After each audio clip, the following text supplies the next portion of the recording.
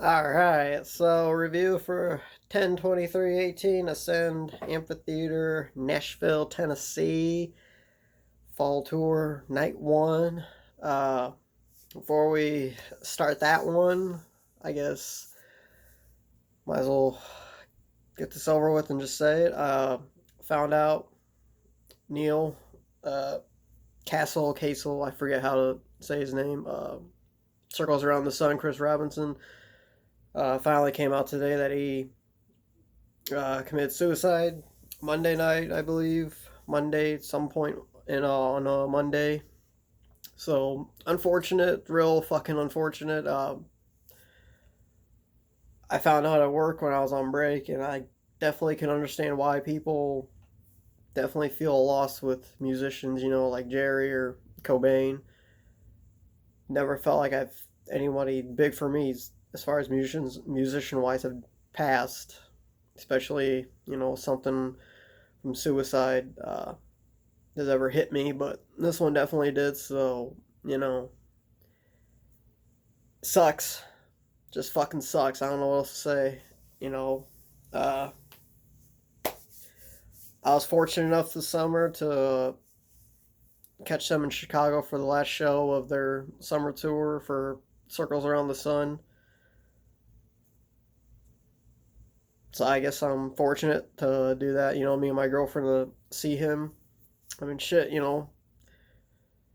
Their first shows were at Lock in 2016. Lockin' just happened last weekend. It'll be the last shows that Cats will ever play. I don't know. I mean, McDougal's big enough of a name for himself. He can go do whatever he wants to start something up. But I don't know if Cats will continue, if they'll find somebody to fill in. I hope so. Or at least I hope they just rebrand as a different name. But, I mean, it fucking sucks. I mean, real fucking unfortunate. He's passed. Definitely one of them. Definitely one of his groups. Robinson. I would like to. I've tried dabbling in Robinson. Liked it, but I mean, there's so many other bands out there. But with just Phish and Dead being so, I'm so in tune with them already. It's with any of these jam bands, you gotta find that show that clicks with you, and then that's when you start to pick it up. So, you know, definitely want to do some Robinson shows at some point on here. Hopefully, definitely want to do Cat shows. 2017 when I went to Folsom for my birthday for Dead and Co. If I knew, well, I didn't even know about Cats until I got home that like Monday or whatever, and like Jambase or somebody put up an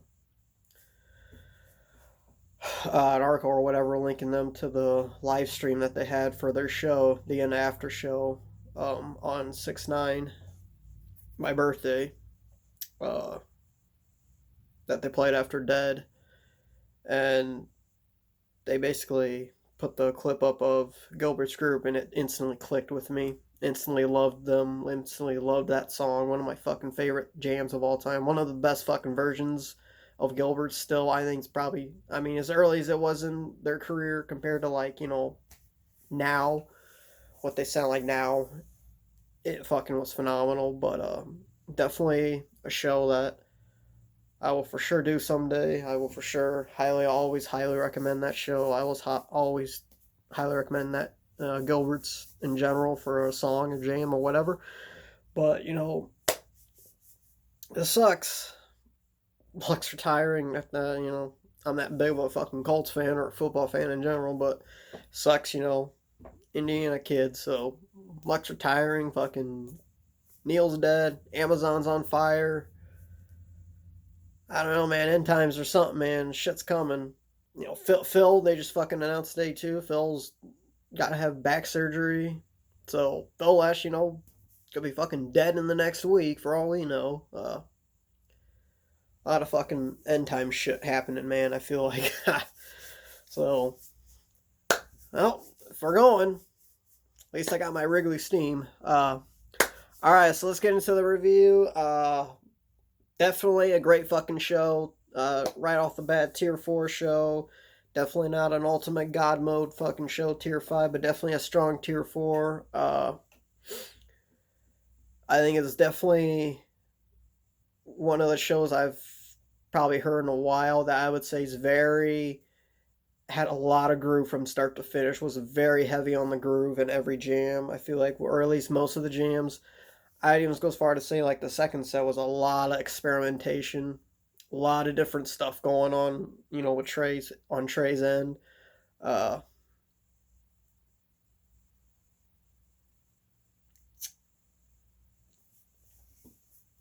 Sorry, I'm just reading the fucking notes on Cool It Down up on Phish. I didn't see that. I forgot to read that before this. All right, so we get Tweezer reprise opener. It's happened before. I just looked. Tweezer they played was the second night of Hampton, so it wasn't the third night, which I've listened to shows the night before, and then they open it up the following night with. But you know, playing it 2 shows later, I don't know, kind of okay. I don't know if I've ever heard it in that sequence, but whatever. You know, if they're doing Tweezer Reprise, I definitely let's just say if they're doing Tweezer Reprise in a fucking party time, it's gonna be a fucking banger. It's well, I would say for the most part, wasn't a banger of a show, but it definitely, like I said, one of the most grooviest experimental shows I've maybe have heard, maybe or at least have heard in a while, for sure.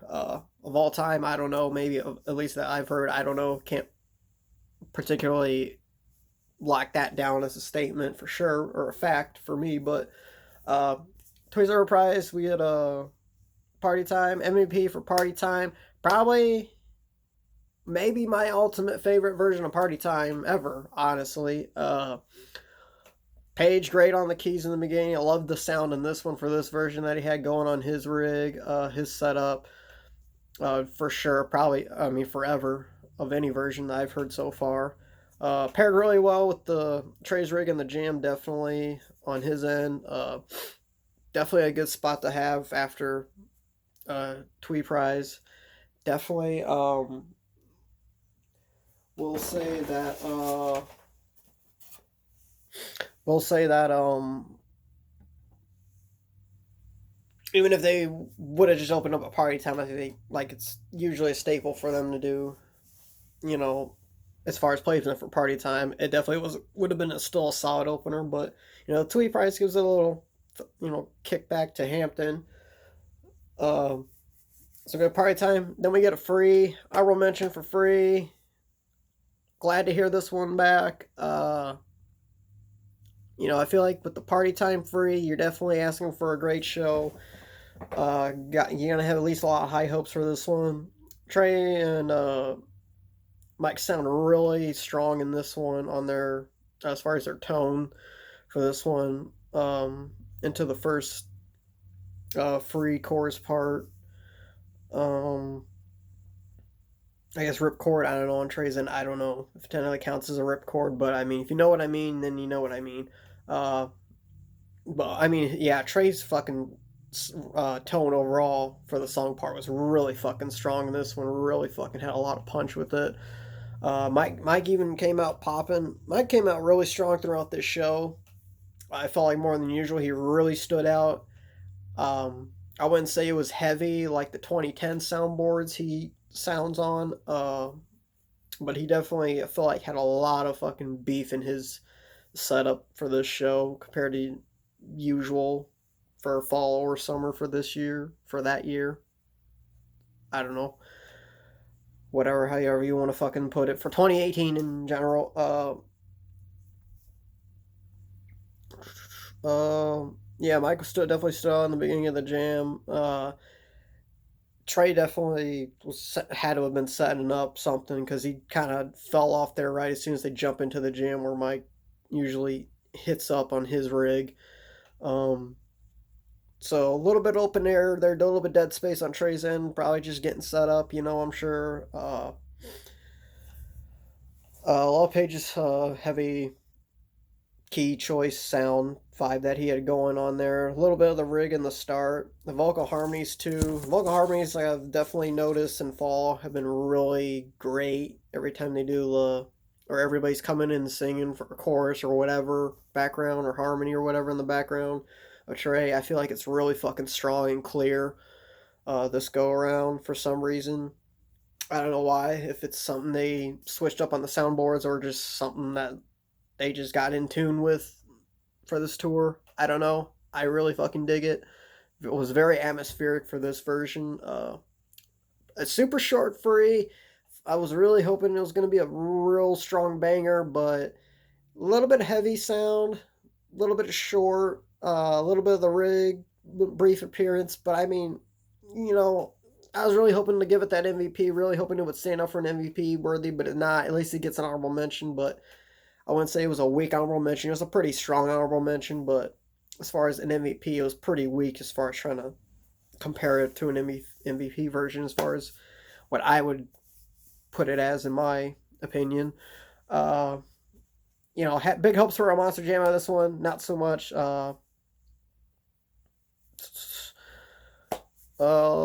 Yeah, Trey's tone at the end where they come back into the song. The harmonies were definitely took over. Trey's rig kind of just squeaked by in a good way.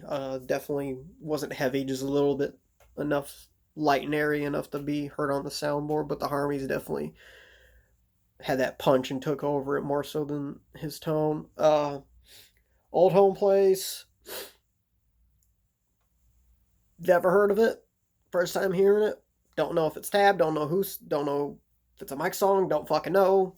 Don't know how many debuts this one has. How many times it's been played. Don't know.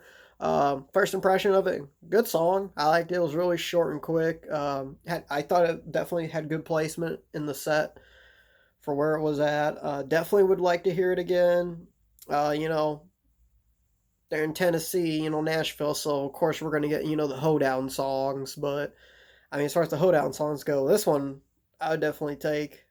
I'm not a big fan of the hoedown shit that they do, but I would definitely do this one. I'm definitely down with this one. So, I circled MVP. At first, I circled both honorable mention MVP because I didn't know where to go with it. I circled MVP, but I mean, based on my notes, I think I just did it just because it was a first impression. So, I mean, I don't know what to really give it. I guess honorable mention at least. I guess I'll at least mark that here so I don't put it in the description on the video. So at least honorable mention for that. Lawn Boy. Definitely feel like I would be hearing this a lot more often. That might just be a 2010 thing. I might have been hearing it a lot more, I felt like, in 2010, but maybe I'm wrong too. I mean, Mike's really the only thing that's tolerable about this. I don't fucking care about this shit, to be honest. The one fucking great thing that I definitely down for that they pulled off that I'm super okay about for Baker's Dozen was the Lawn Boy Jam, but in general, I don't fucking care for Lawn Boy. It's just stupid in my book. Mike was the only thing tolerable in this one. Cool It Down, Corey Fishnet, first time since August 15, 2012. I'm guessing Magna Ball or something like that. I think that's a Magna Ball date. I don't know. 229 shows. Take it what you can with that. I give it at least honorable mention. First time hearing it. I really liked it. The groove in it, especially in the beginning, I really, really felt like this was going to be... It really does honestly fucking remind me of No Man. At one point, I was like, are they just playing fucking No Man in just a different tempo and just different sound and just different lyrics? Because that's literally what it fucking sounded like to me, like they were playing No Man's. So, honorable mention for Cool It Down. I'd definitely love to hear it again.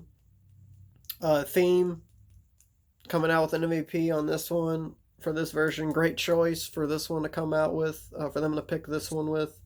Mike really popping on his end in this one. Trey had definitely a great peak in this one, I felt like. I mean, in general, it's always got a banger peak, but I felt like this one more than usual stood out to me, at least. Segues into Funky Bitch. MVP for this one, always down for this one too. Great spot to put it right after theme. Page MVP on keys in the jam. Trey's really played really well with his setup. Uh, Definitely a top 5 version for me. My honestly, I put top 2, just because I know there's probably a Funky Bitch out there that I really like, and I just, you know, there's so many fucking times I've heard it and so much shit I've like, I don't actually keep track of this shit and can remember all this stuff, but um, it's definitely at least a top 5, but I would definitely probably even go as far to say a top 2. Is it my favorite one of all time? I don't know yet. I mean, I don't know. That's kind of why I'm doing this. Like I've said before, it's definitely one of the reasons why I'm doing this shit. So I have it on paper and record that versions I like and stuff, and top this and that. Definitely Trey went hard in the jam on Funky Bitch. I felt like more than usual. Kill Devil Falls. Nice to hear this one again. Late spot for this one, I felt like, compared to where it usually gets put in very early in a set. Jam was good and laid back. Trey didn't do a whole lot, but definitely opened it up for Paige to go hard on the piano. Uh, at one point, there was just a suspended animation at the end, in the segue into Wolfmans, into a late Wolfmans. Gave this one MVP as well. Really loved Wolfman MVP for Wolfman. Great spot for this one. One of my favorite fucking uh, first sets too, as well, in general. A lot of good shit in this one, especially with 2 new songs coming in that I've never heard of. Pretty damn lucky to get pretty 2 good solid versions out of both of those. So in general, great first fucking set. Trey was a little heavy on the tone in the song. Always loved that. Uh,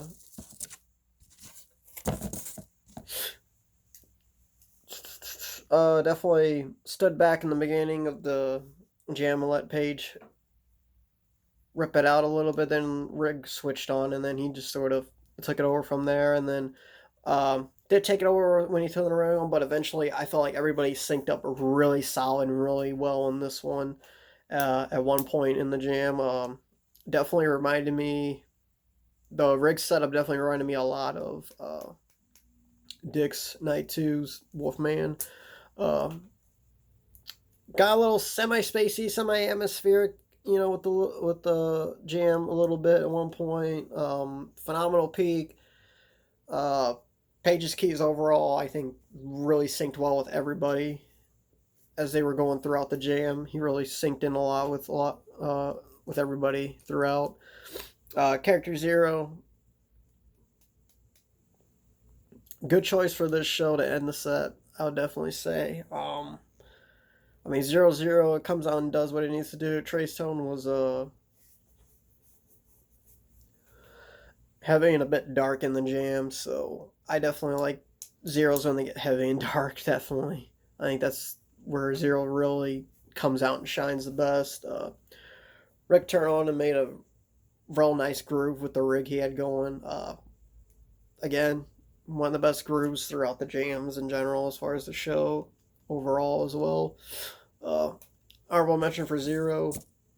Set 2, I was really hoping when I was going through set 1, I was like, man, I'm really hoping we get a fucking mics. I really like to hear a fucking mics. I think fucking mics would go perfect with this show so far. Well, I'll be damned. We get an opener, Mike's song opener. Fortunately, not enough to even give it an honorable mention. Not that it's a shit version or terrible, just as far as mics go, I didn't feel like it had enough punch there. Good opener for sure. Great choice. I'll definitely say Trey had a lot of the echo delay effect going on in a lot of the jams. I think it was definitely a show where he had it. It was one of the most distinct sounds that was going on throughout the show was his delay and echo effect on the rig. I felt like this one had a lot of it heavily featured in this show.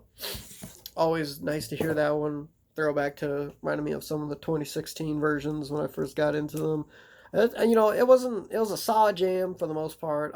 Nothing special for me as far as mics go. I was gonna give it honorable mention at least.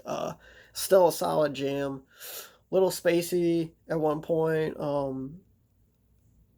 Goes right into we go right into a Ghost. MVP Ghost, definitely second set winner. I'm gonna give the Ghost for this one, for this set. If I first set winner is definitely probably gonna be it's probably gonna come down to theme and maybe Funky Bitch. If I had to pick a third to try to throw in there, I'd also argue Party Time. Uh, I don't know. I might just do a one with Party Time and theme probably, or maybe I'll definitely at least do with Party Time and either theme or funky. But second set winner is going to be a Ghost. Good choice after a Mike's, definitely solid. I like Ghost as an opener, but I would say I'd rather they warm up and then hit that Ghost in a spot two. I think it definitely fits well in the second spot. Uh, Great use of the Trey's rig on this one. Very experimental on this one, I felt like. Strong groove overall by the band. Really solid fucking. I think the best groove in the second set was in this song, in this version. Definitely a higher tempo Ghost, not so much a laid back or a heavy Ghost, but definitely a higher pace tempo Ghost. Don't hear it too often, but I feel like, but definitely I liked it in this one, especially how experimental it was. Uh, Trey definitely hitting the echo and delay effect thing, doing that thing with the rig, and then Page keeping it on the down low, but pulling up on his end definitely clicked really well with this version. Both definitely came out very strong with each other in this jam. Strong finish definitely to come back into the song. Everything's right. Feel like they might have put this in the second set at one point in summer. Could be wrong, but I will say definitely not one definitely one we saw a lot in the summer appear this time around. Like I said, this one I feel like Set Your Soul Free and Soul Plan were the three I feel like that had a lot of appearances this summer. So again, we might have seen it in the second set, but I can't recall. But either way, definitely a bit of a surprise to still see it nonetheless in the second set. Not what I was going to expect to come out of, for a third spot after that Ghost, but definitely a very atmospheric and experimental. Everything's right. Definitely the most experimental, atmospheric one for sure. Great example of just, atmospheric experimental jam that they can do in general. Yeah, MVP for that one. Goes into Set Your Soul Free.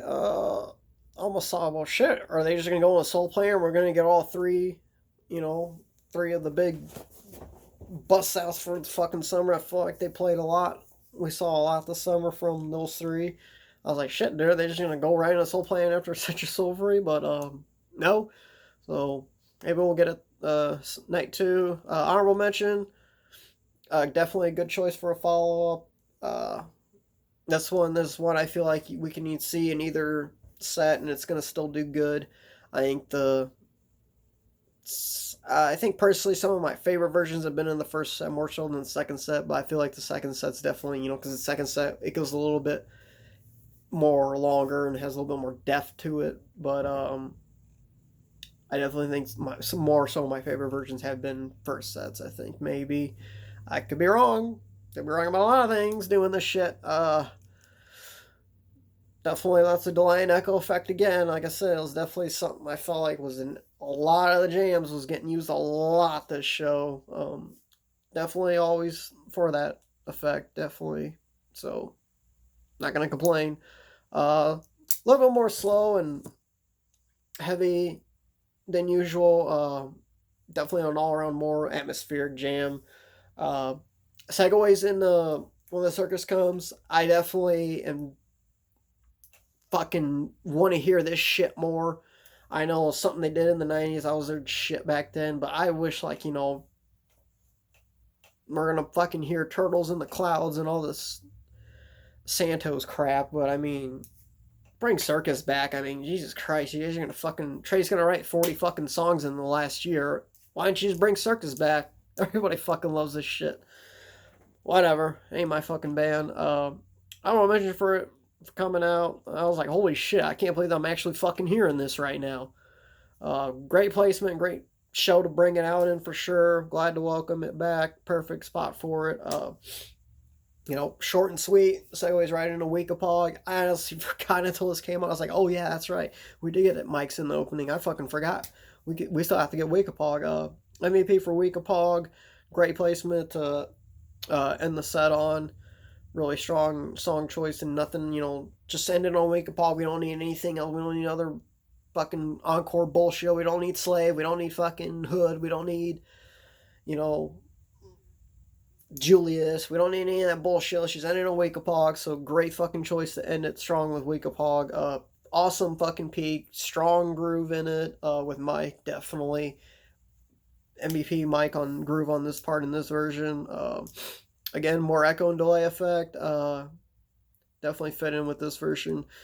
The peak in this one, I felt like the peak and the jam in general just felt like for the end of the show just really came to fucking together at the end. Felt like it totally completed the show. Like I said, we don't need any other fucking bullshit after this. Just ended on the Weekapaug. They did it right, and ended it real fucking perfect together. Especially with this show, I feel like it definitely fit real well. Encore Loving Cup, haven't heard it in a while. Definitely nice to hear it. Was glad we didn't get a Julius or Hood or any of that shit. Not that Julius is okay at this point, but Hood and stuff and all that I love, Yem, Fluff and all that. But yeah, just give me Loving Cup and let's just go home. This shit was pretty good. Forgot to pull out the Ghost Jam plate for the Ghost Jam. Fucking was like, oh, I gotta get the Tweezer one for a Tweezer reprise, so I gotta dig that out and make sure I got these two on hand next time. I don't know. It's fucking something stupid. I don't know. Kind of makes me laugh. Fuck it. Some people are gonna say it's stupid. Some people are gonna say this thing's fucking stupid in general. All these vlogs and stuff. My opinion's stupid or whatever, but I don't know. Fuck it. So solid fucking first night in Nashville. Definitely. Hampton was just a weird run for me. I don't know. Just night one was just great. God mode show.